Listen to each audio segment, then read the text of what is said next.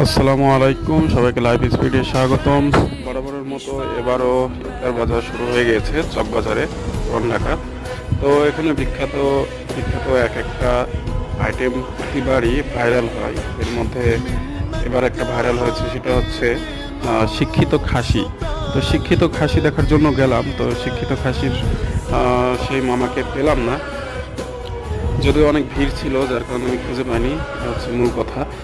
তো চকবাজারের খাবারগুলো যতটা দেখতে সুস্বাদু মনে হয়, আসলে খেতে ততটা সুস্বাদু না, সবার ক্ষেত্রে না, কিছু কিছু। তো যাই হোক, অনেকদিন পর আসলাম, ভালোই লাগছে।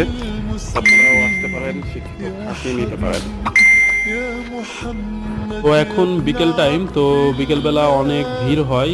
তো এর ভিতরে আসলে হেঁটে জিনিসের ভিডিও করাটাও একটু মুশকিল। তো যাই হোক, অনেক ভালো লাগছে।